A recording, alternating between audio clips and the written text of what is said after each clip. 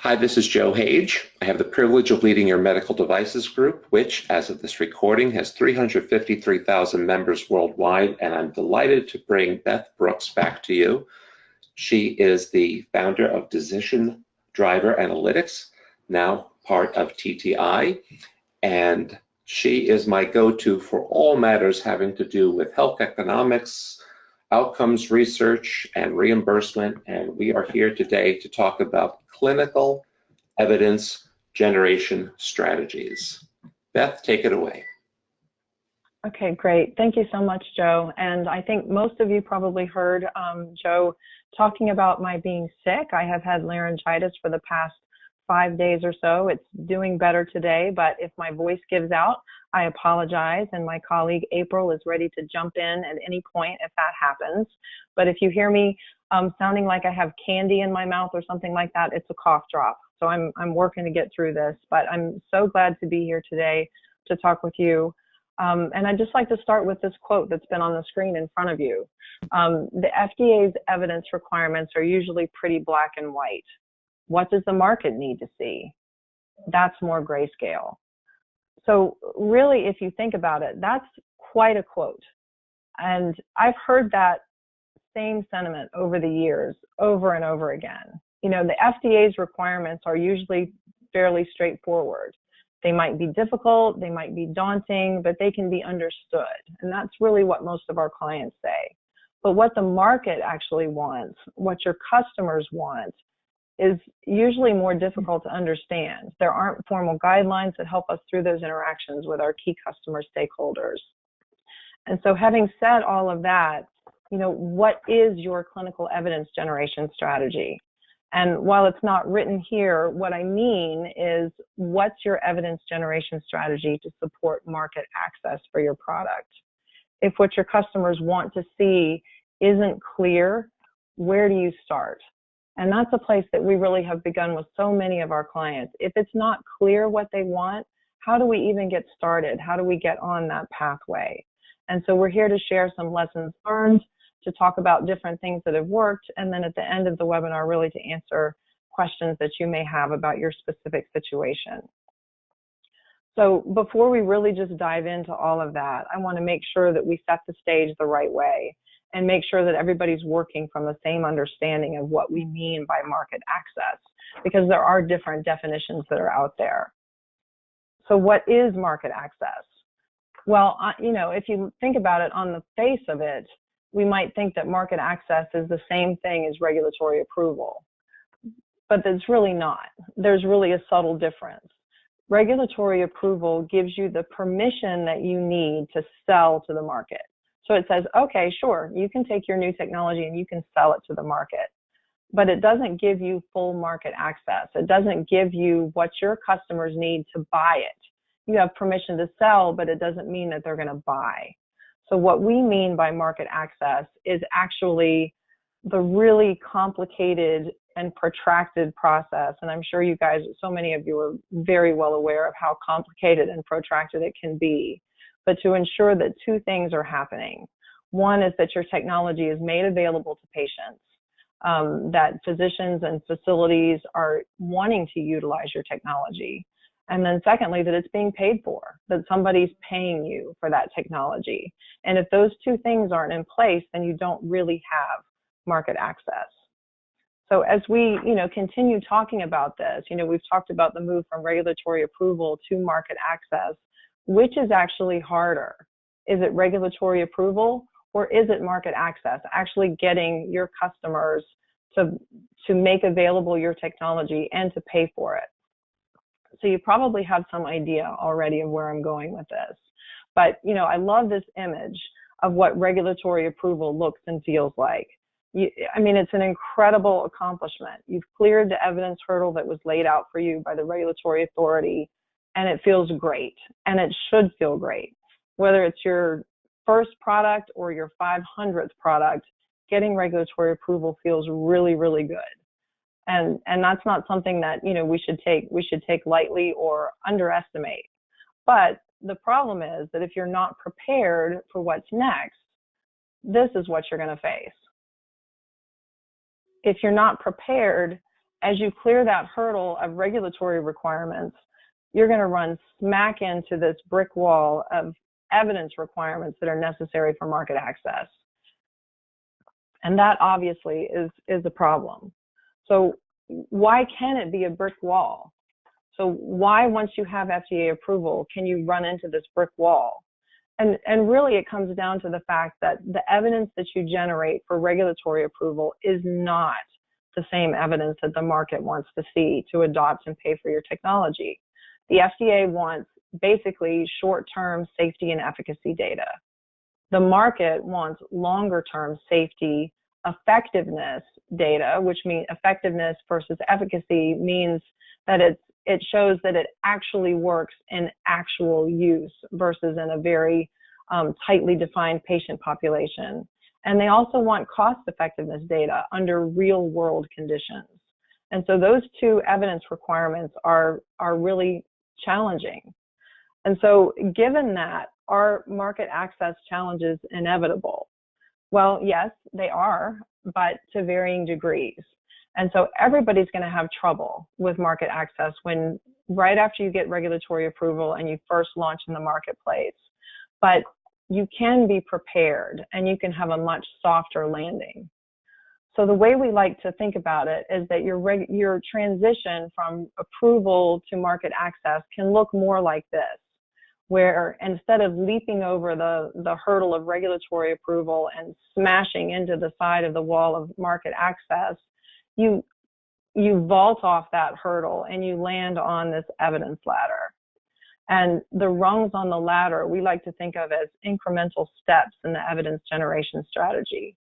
And the truth is that honestly, if your customers just know that you're on that ladder and they know that you're on the path to working to provide the evidence that they need, that's already a positive. So just think for a second about the difference in perspective. You know, one response to the market could be, well, we have FDA approval, for heaven's sakes. That shows we're not experimental and investigational. What more do you want? That could be one response, and it's one response that I've heard a lot of times, versus saying, you know what, we totally get it. We know that you need longer-term safety and effectiveness and cost-effectiveness information, but we just launched. We don't have all of that data yet, but here's our plan. Here's our plan for generating data. Here's how we're going to generate more, and here's how we can work together to get the evidence that you need. Those are two very different places to be. And so again, it's important to land on that ladder, you know, show the market that you're working to climb the rungs of the ladder and give them the evidence that they need. And that's really, really important.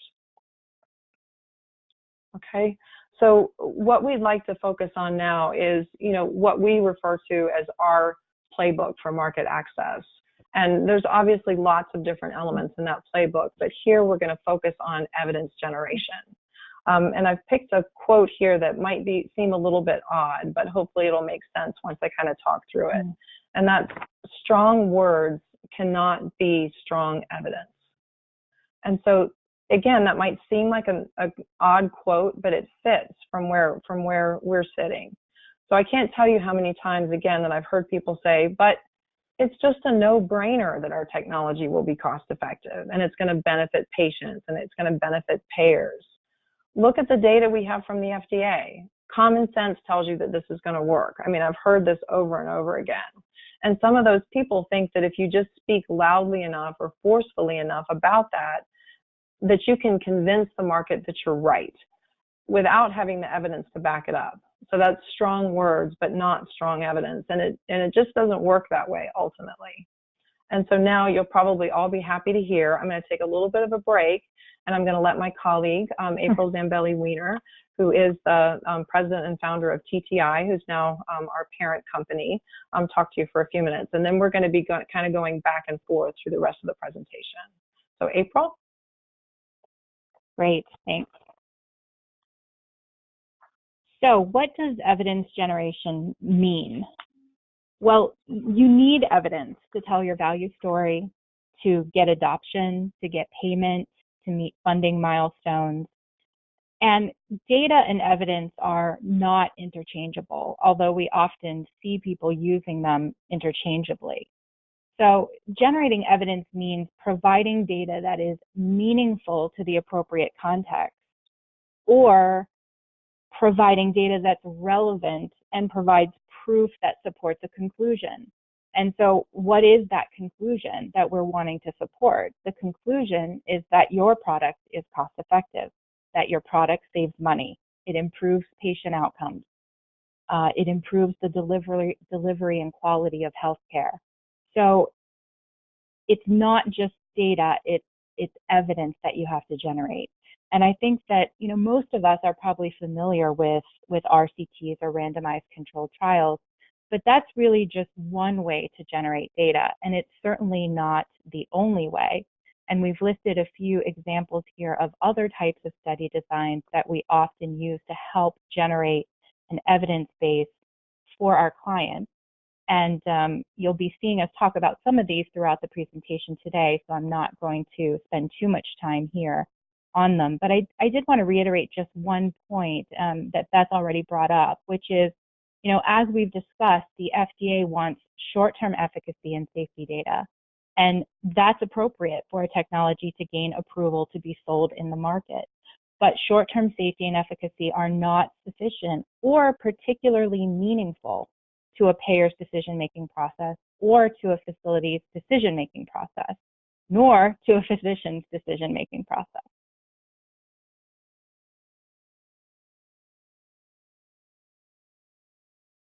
So what is the key takeaway here? Evidence generation is not a one-size-fits-all activity. Different stakeholders will accept different evidence at different points to meet different market access requests. For example, if your ask of a facility is that they perform a trial of your technology, do you think they'll require less evidence than if you ask them to replace every single product they're currently using with your product? That's the secret to market access. Make the ask match what you have to offer at each rung on the ladder. Okay, thank you, April. And now we'd kind of like to, now that we've set the stage, we want to go through some of the common pitfalls that we've seen over our years of working with medical device manufacturers. And we'd like to start here because, as the quote indicates, it's through mistakes, whether they're our own mistakes or they're others' mistakes, that can show us the way. And so we have a top 5 list here of common pitfalls that we'd like to walk through. So what's the first pitfall? It's really simple. You know, it's thinking that your regulatory data is enough. It's enough to support utilization and reimbursement by the market. And now, in terms of sample scenarios, where have we seen this? With what types of products and what types of clients? We've seen it all across the board, you know, from companies who have 510K products or PMA products. You know, they've had a wide range of regulatory requirements. They might have had to generate no clinical data at all in the case of some of the 510Ks, or they might have had a really extensive data generation requirement for the FDA in the case of some PMA applications. So there's all kinds of variability there, but all of them had a belief that the key stakeholder, whether that was a payer or a facility or a provider, was primarily interested in the same data that they'd already generated. And so what happens then if you fall into that category, if you make that mistake, thinking your regulatory data is enough? You know, the payer's response is always going to be the same. You're not covered, experimental and investigational. And, you know, I have seen this again over and over again with clients who have said, well, what do they mean, experimental and investigational? It has FDA approval. That means it's not experimental and investigational. But from the payer's perspective, it is still experimental and investigational because you haven't proven the evidence that they need to see. And so, you know, the sub-statement that I have there is short-term safety and efficacy data do not sufficient evidence make. And that sounds a little bit Yoda-like, actually, as I say it out loud, but I wasn't necessarily trying to do that. But the point is that, you know, short-term safety and efficacy data are not what payers want to see, and it's also not what a facility wants to see. So here's a sample, you know, value analysis committee response. Okay, nope, we're not approving your product. we can't tell, the impact that this technology could have on our overall budgets. We just don't know. We don't know what's going to happen to patient outcomes. We don't know what's going to happen to our costs. So, no, we're not going to trial your technology. So either way, the bottom line is that market access isn't going to happen with just your regulatory evidence alone. April, I'll switch it back to you. Sure, thanks, Beth. So pitfall number 2, reliance on academic partners. We encounter this all the time. And again, as Beth said, it can happen to any type of client with any type of product. And I think it's important to start by saying that we are not by any means discounting the important role of academic partners. What we are saying is that letting academic partners drive your evidence generation train or strategy can be a pitfall and a real setback.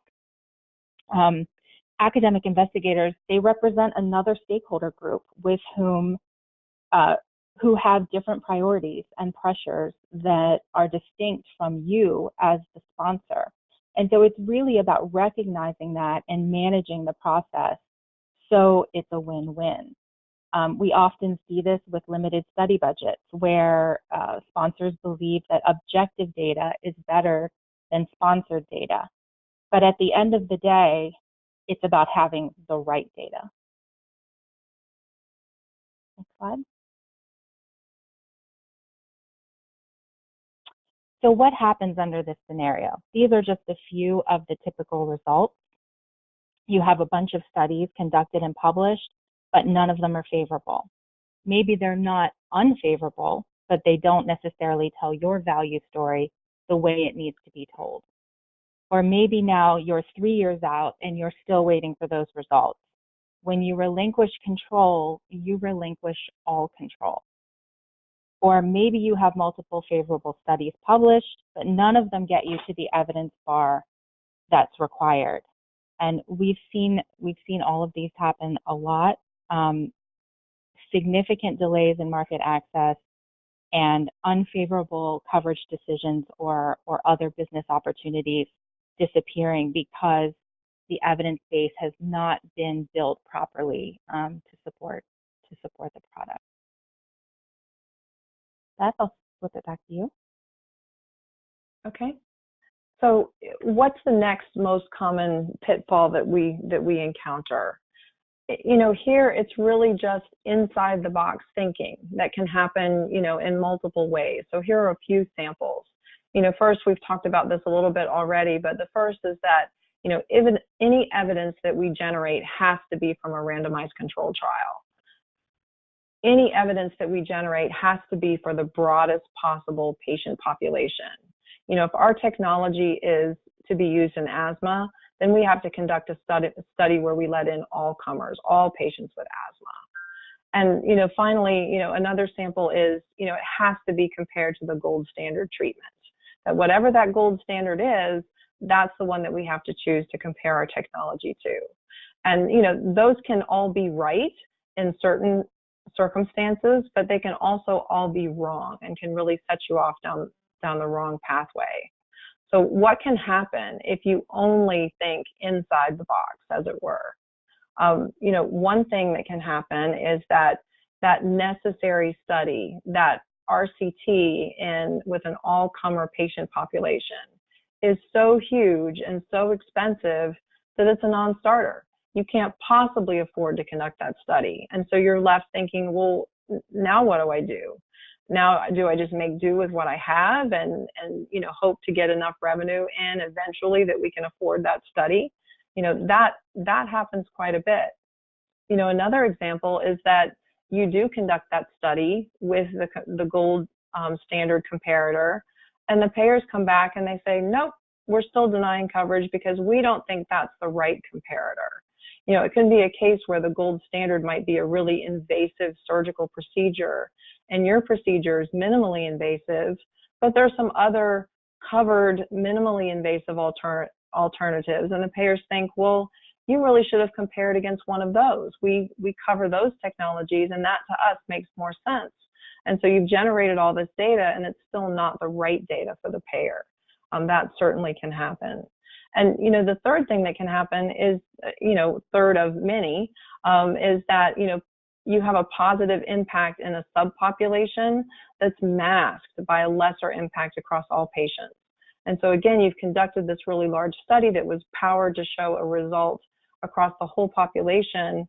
You didn't achieve that result, but you had a great result in a subpopulation, or you could have, but your study wasn't powered in that group. And so now again, you're left with, less than ideal evidence to support your market access. So it's something that you really should try to understand and avoid, that inside the box thinking, or at least, thought about it enough to know that inside the box is right for you and that there's not another path. So April? So this is another common pitfall that we encounter. Only perfect is good enough. And as a recovering perfectionist, I personally have a lot of appreciation for this pitfall.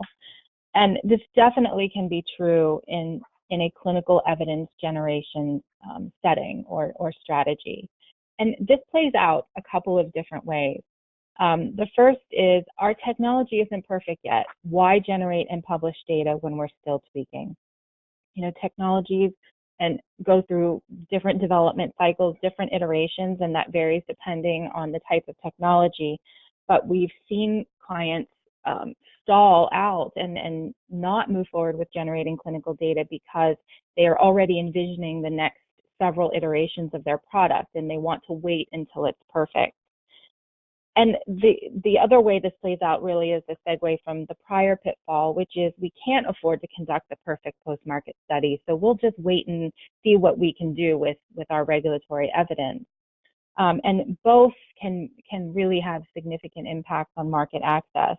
And I think the important bottom line is that establishing thought leadership in your space and a track record is extremely important to gathering the support that you're going to need for your technology, for market access, for attracting investors, and for creating early or even later revenue opportunities.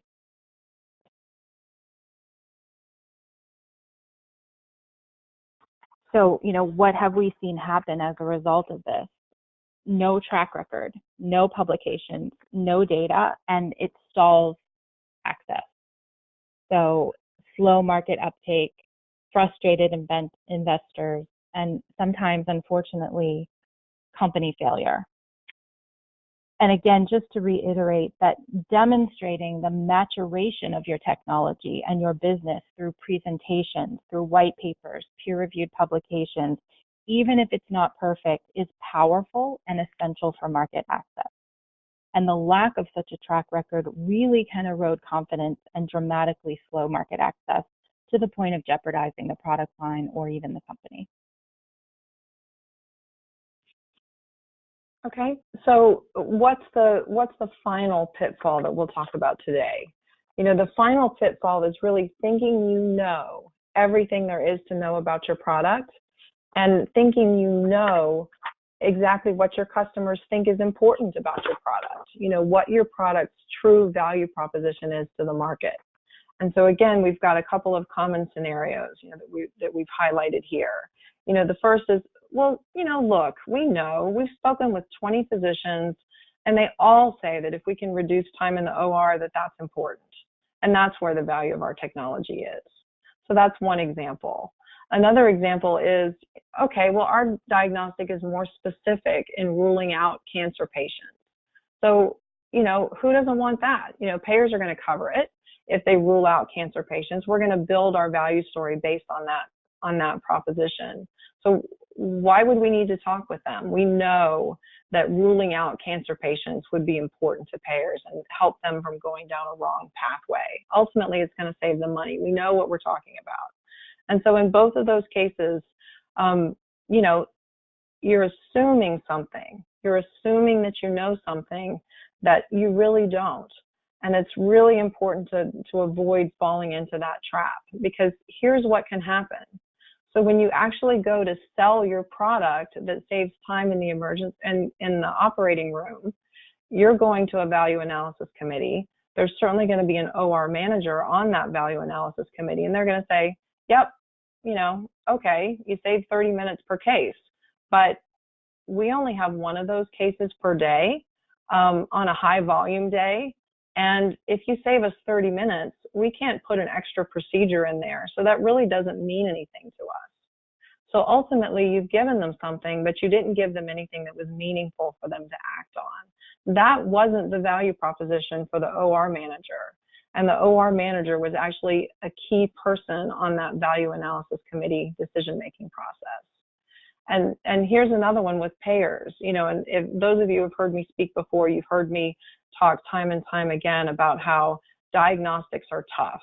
And they're tough for this very reason. Payers say, okay, your diagnostic is more specific, which means that, you know, it doesn't identify false positive cancer patients, but we know how physicians behave. Physicians are worried about missing something.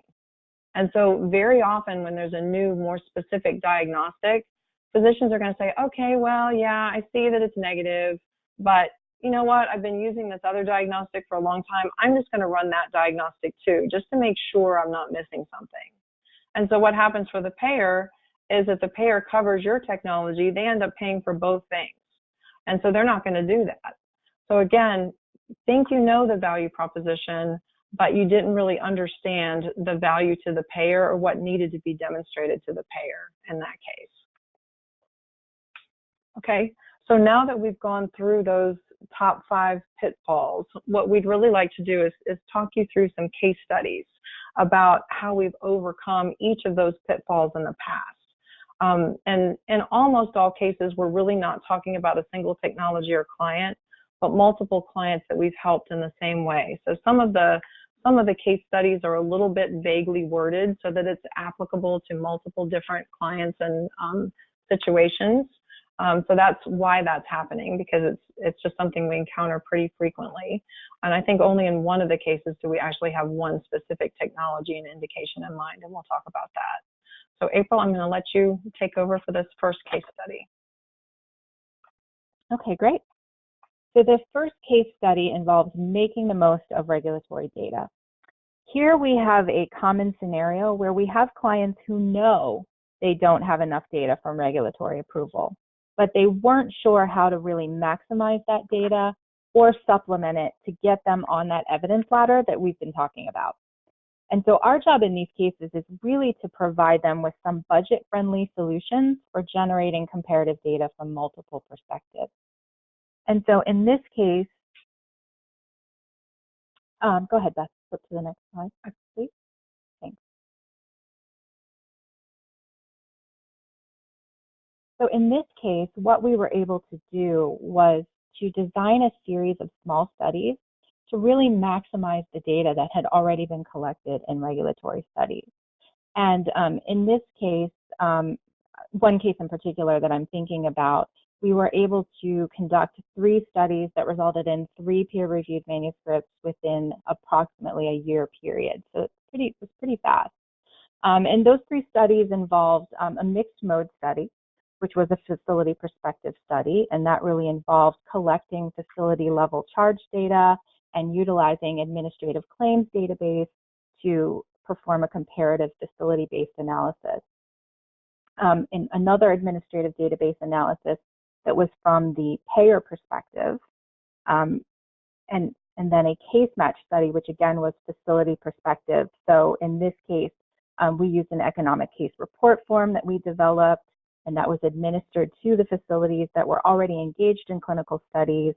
And we collected data on both the sponsor technology, but also comparator technologies. And we were able to match on important variables that really minimize the impact of confounding to really create a very robust comparative study in that case. And so the outcome there is that clients have been able to achieve rapid uptake of their technologies due to the availability of solid evidence at product launch. And again, by kind of having some of that out of the box thinking, we were able to really expedite the creation of their evidence base. Okay, great. And so jumping into the second case study, this is really the case where a client has chosen to go the investigator-initiated study route. They've decided to kind of, minimize their financial outlay and getting, academic investigators who were really interested in technology to conduct a bunch of different studies that they didn't have to sponsor. And so in this case, I'm thinking in particular about a radiotherapy device that's used in breast cancer. And this client was a well-established medical device firm, and they'd utilized investigator-initiated studies, as I described, as their primary market access strategy. And so what had happened is there were a lot of studies out there, a lot of studies that showed, benefit of their technology, but it was really just a hodgepodge of information aside from that. There was inconsistency in terms of the patient populations, in terms of the outcomes that were measured, the follow-up time frame, so on and so forth. So there was a bunch of good stuff out there, but none of the individual studies was quote unquote good enough. And none of them provided really what the market was looking for. And in this case, the market meant the payers as well as the providers. What they really all wanted to see to make it consistent with other technologies that were the gold standard treatments was a 5-year recurrence rate. And that wasn't anywhere to be seen in all of this investigator-initiated research. So in this case, what did we do?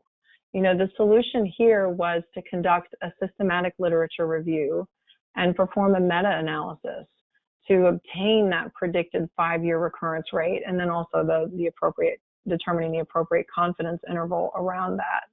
So it was a way of, rigorously and methodically combining the data from all those disparate studies in a way that gave the payers and the providers what they wanted. And so the outcome of this was, there's peer-reviewed publication out there that demonstrates the evidence to both payers and providers in the way that they wanted to see it. And so now they're able to reference that, throughout their market access initiatives. So here's another example in terms of our case study 3, breaking out of the box. So this one again applies to multiple clients, multiple technologies, multiple indications. I have a couple specific that are kind of top of mind. So if I lapse into what we did for that specific client, that's why. But we've actually used this kind of breaking out of the box strategy in multiple different scenarios. But here's the situation. We've had multiple clients that they want to prove cost effectiveness of their technology to one or more state Medicaid programs. Let's think about what that means. So any of you who've had to work with state Medicaid programs know that they're tough to work with. So their time frames are long in terms of a decision-making process. Their evidence requirements are tough because they want to see, how your technology works in their specific patient populations. And so they're difficult. But what we've developed over the years is an incremental approach to this that seems to work well with them. And it lets them pass specific smaller gates of evidence to ensure continued funding without asking them for the sun, the moon, and the stars up front. So you're not asking them for a huge amount of money to work with them to generate this data, but you're saying, okay, if we can show you this, then does that give you more comfort and buy-in? Okay, well now let's go to the next step. And so kind of walk through that, scenario in our solution here that we typically, recommend, as we've talked about multiple times already, this multi-phased program, similar to what's described below. The first step can be just convincing the state Medicaid agency of the validity of the recommended analysis. We know what we're doing. We've done this before.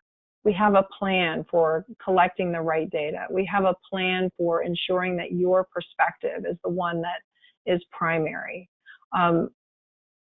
What works for you in terms of securing funding? How can we agree on these milestones? So that's really the first phase, and in a lot of cases is just, convincing them that it's the right thing to do. The second phase then can just be, again, it's just an incremental bite. It's a small budget. that, our clients and Medicaid, collaboratively can agree on. And that's, well, we're going to design and conduct a pilot study to de-risk the larger study, because that's a concern, of many of our clients, obviously, and it's a concern if you're working with Medicaid or with any other payer directly. They don't want to take on that risk before they know something. And again, this is similar to the formative research that we've discussed previously as well. Make sure you know that you're able to prove what you're trying to prove before you have the huge financial outlay. And so once you've de-risked the study, then okay, well now we can design and execute the larger prospective health economic study that's going to be conducted from the right perspective to convince, in this case, the state Medicaid that this is the right way to move forward. And then finally, once that's done, performing the data analysis and developing the health economics model that shows them the impact that this technology could have on their population outcomes and on their overall budgets. And so when we've gone through this multi-phase process in the past with multiple of our clients, the outcome ultimately has been what we were looking for: Medicaid coverage and utilization of those technologies. And again, it was just breaking out of that box of thinking to really focus and get this incremental coverage. Okay, April, I'm going to switch to you. Sure. So case study 4, sometimes good is good enough. And, this really speaks to the pitfall that we discussed previously. And so we've helped, this goes really across a lot of technologies and indications as well, as we've been saying, but top of mind is really some of the multiple innovative software companies that we have helped who have found themselves in this predicament over the years, and you can understand why that would be a situation that would be really amenable to this situation, because the algorithms are always being improved and tweaked. And so, that's the basic situation. This constant tweaking of the software has led to lack of a track record, no publications, no clinical data. And so, this can have multifaceted ramifications. It can definitely, obviously, impede market access, but it can also get in the way of regulatory approval as well.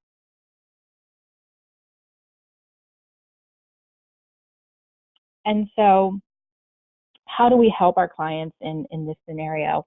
Well, similar to what Beth was just saying, we like to propose phased clinical evidence generation strategies that are coupled with a really strong communication plan that starts to really establish the track record of thought leadership and the evidence base that's going to be required to really climb that ladder and open these market access doors across the different stakeholders.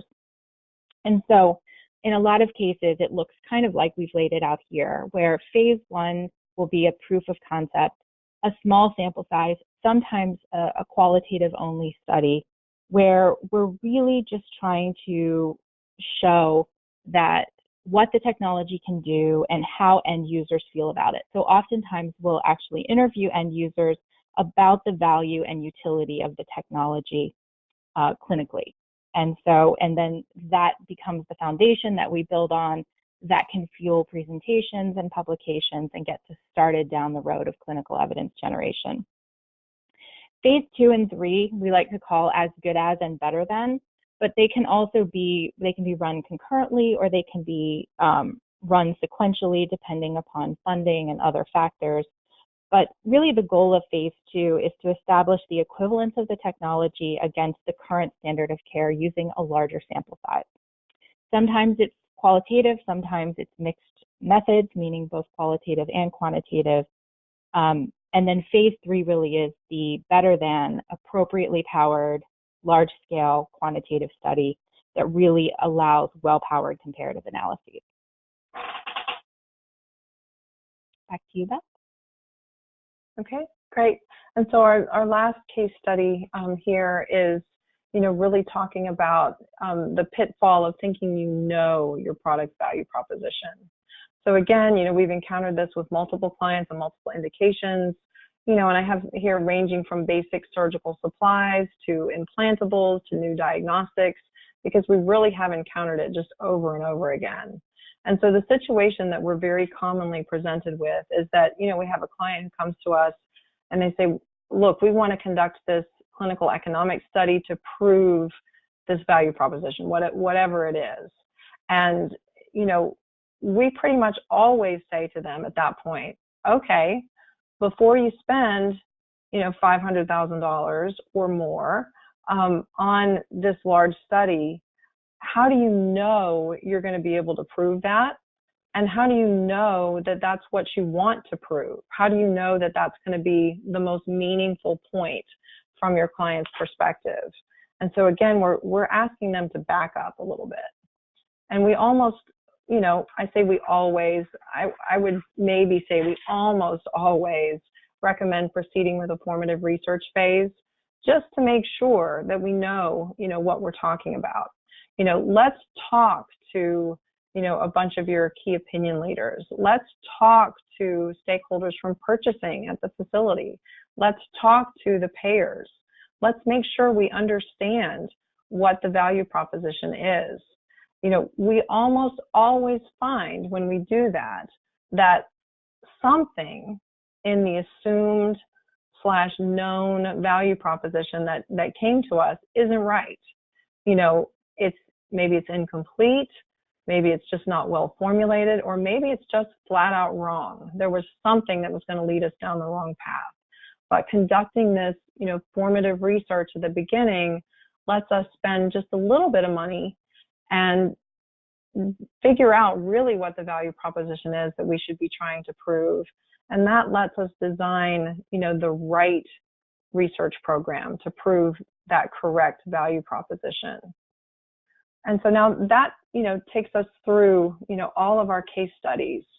And so we thought it might be, interesting for you to, see, feedback from a few of our clients. And I'm not going to read these out to you. You're going to have them there after the webinar is over. But we wanted to just highlight a couple of things that some of our clients have said. And in the first example there, we had a client of ours who said, we were really the only company that they worked with that understood both their long-term research vision, but also the short-term steps that could get them there as a smaller company.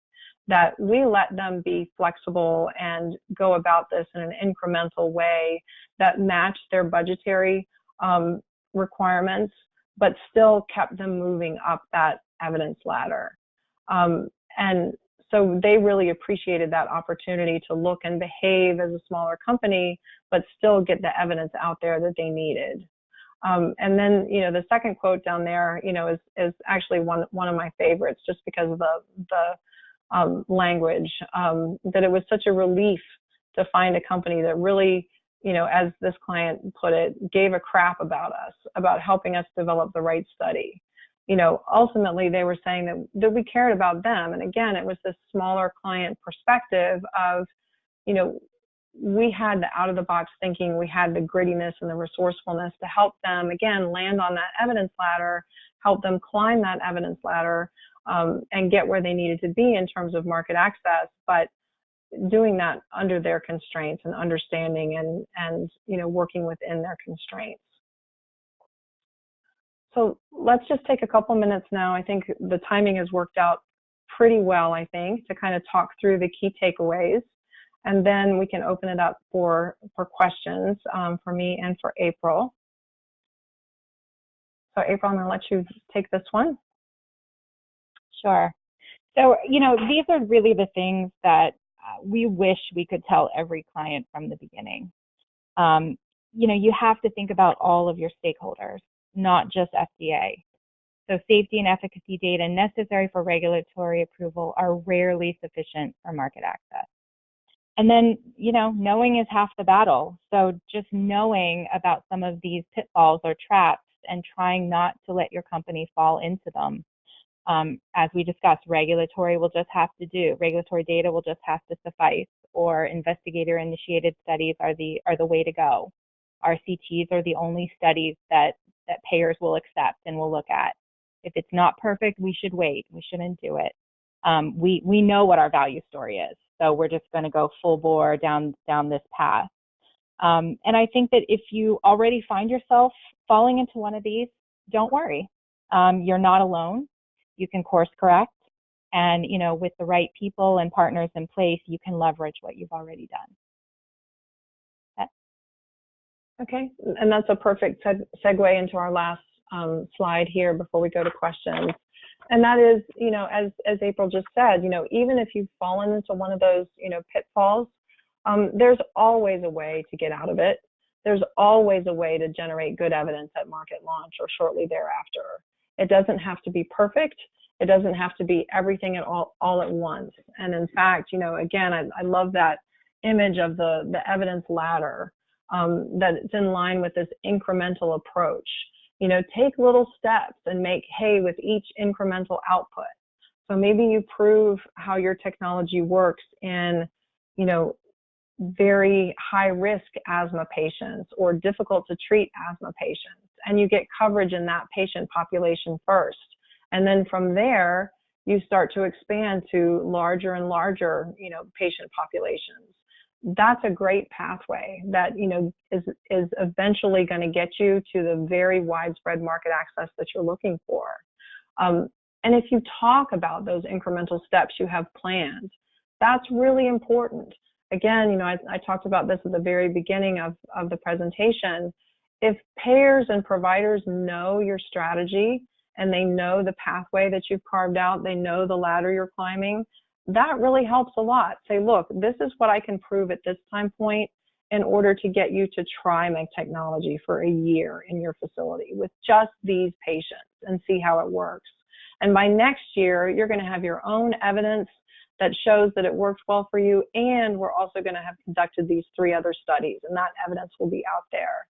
So let them know that you're generating the best evidence you can at each step of the way. And when you think about it that way, you know, really think about market access as a series of these small little battles, these incremental steps that are designed to help you win that overall war to widespread adoption and coverage. And so I think we'll leave it there. And Joe, if we can open it up for questions now, I think that works.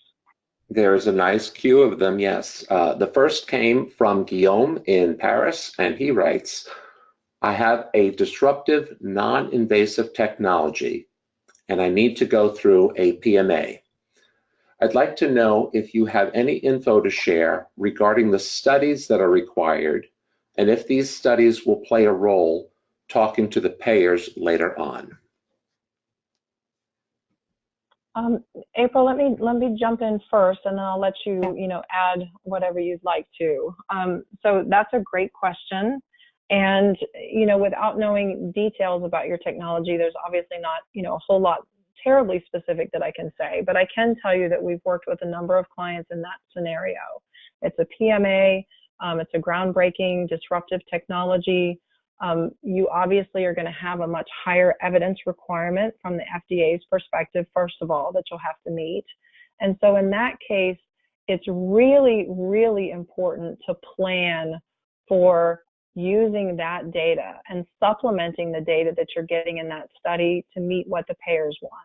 So for example, if the FDA is going to require, you know, 6 months of follow-up data, but you've spoken to the payers and you know that they're going to want a year of data, you might just design an extension study, you know, do the analysis at 6 months, design the extension to collect the additional data for, you know, another 6 months, so that you have approval and you're still collecting the data that the payers are going to need. Or it can be making sure that you're including in the FDA study that you're collecting medical resource utilization data to ensure that you have an economic story that you can tell at the end of the day.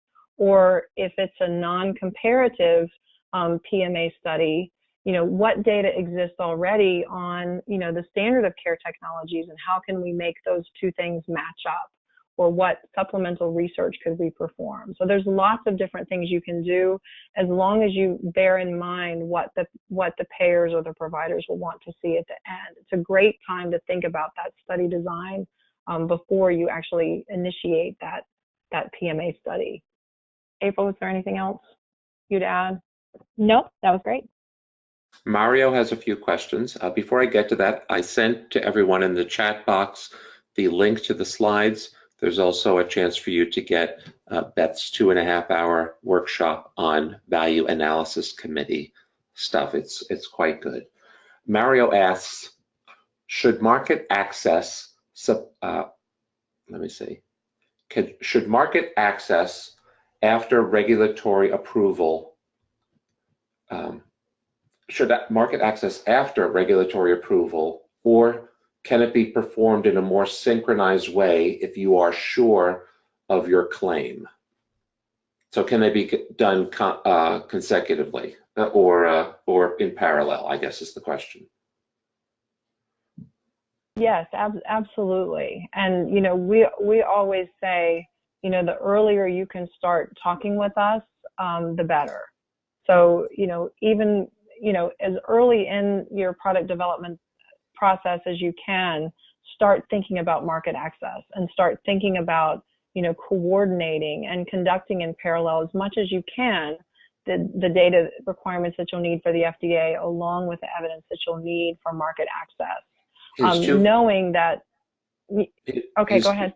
His two follow-up questions you're beginning to touch on. One is, okay. redefining endpoints during market access an option after regulatory approval? So I'm not quite sure what's meant by redefining endpoints. You know, it's certainly true that your endpoints that you would need for regulatory approval may not be the same primary endpoints that the market would want to see. You know, oftentimes with the regulatory study, we'll want you to have secondary or tertiary endpoints that you're considering primarily for those market access purposes, so that you can, you know, kind of refit that data to your market value proposition. But it's very possible that those will be different endpoints. April, did you have anything to add about that? No, I think that's right. Thanks, Beth. How about what is the FDA's position on using the Bayesian model instead of p-values for statistics? Well, the Bayesian model has become accepted by the FDA, but, you know, I'm not a regulatory expert. And so, you know, before you go down that pathway, I would suggest that you speak directly with the FDA about your plan and what you're proposing and get their feedback through the pre-submission process with the FDA. Mario, I have a few people I can refer to you afterward. Catherine asks, could you discuss more on the balance of sponsored data versus objective data? And how do you best balance that for the sake of the conversations to academics? April, I'll let you take the first crack at that one so you don't end up just saying, nope, that sounds good. So I wasn't entirely clear on the question in terms of for the sake of the conversations with academics. But I can take my best stab at it.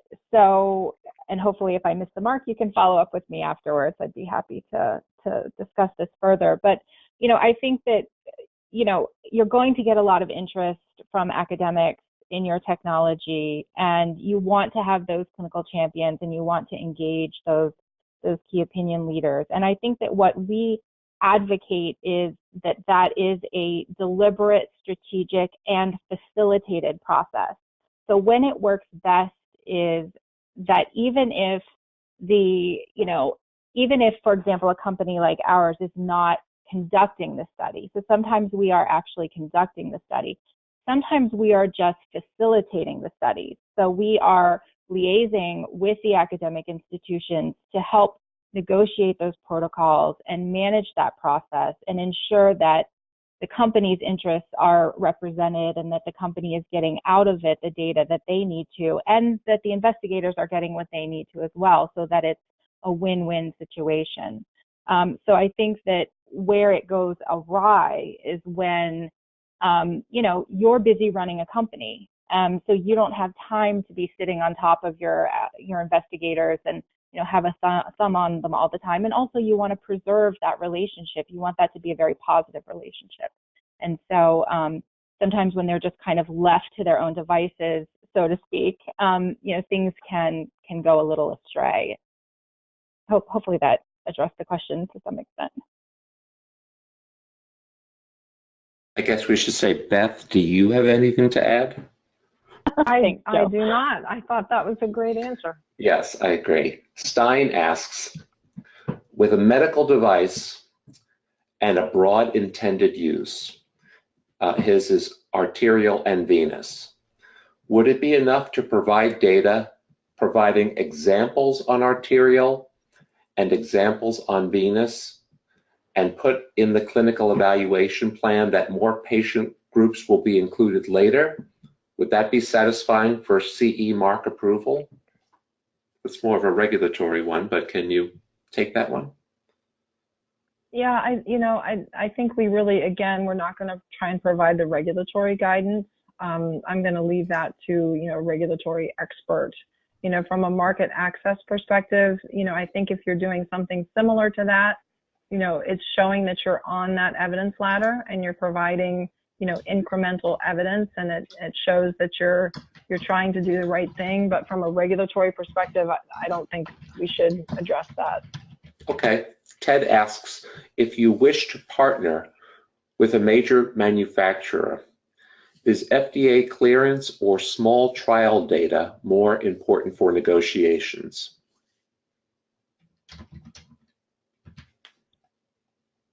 So, that's an interesting question. And we have, a lot of our clients are in this scenario where that's really what they're looking for. They're looking to be, either acquired by one of the major medical device manufacturers, or they're looking to partner with them for market access and commercialization.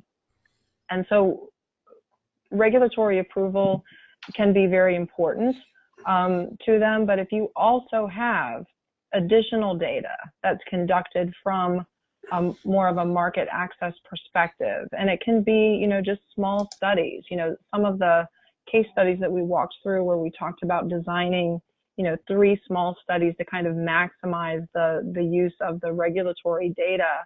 One of those clients that we worked with, they were pre-FDA approval. They'd submitted, but they were also in the process of generating this very market access focused data. And that really got the attention of, one of the major medical device manufacturers and helped in the valuation of their company and their technology. So I would say that, it's not necessary to have FDA approval to facilitate those discussions. It's not necessary to have those, smaller, more focused studies. But I think the more that you can show that you're on the path to establishing the regulatory requirements, and also on the path to establishing the market access requirements, the higher your company and technology will be valued by those major players in the market. I'm going to assume a one professional person answer for the next couple, so you can spare yourselves the, how about you? Unless you want to just chime in, so let me know. Sean asks, this looks like it's about your services. He wants to know, do you actually provide investigators, or do you just provide the appropriate structure for research? We can provide both. So, sometimes we're going through the process of, actually identifying the investigators for the study and going through the pre-qualification exercises with them. So we do both things. Okay. Guillaume comes back and asks, is there a certain minimum of patients that Medicare is expecting for their market access studies? I would say the short answer to that is no. It depends on, what you're trying to prove, and, looking at an appropriately powered study for Medicare. So we'd need to know something about, the effect size for your technology, what your primary endpoints are to determine what that appropriate study size would be. But no, they don't seem to say, well, we need 100 patients, we need 150 patients. They don't really provide you that kind of guidance. We have time for just one last question. The rest I'll be sure that Beth gets, and she can answer you after our event.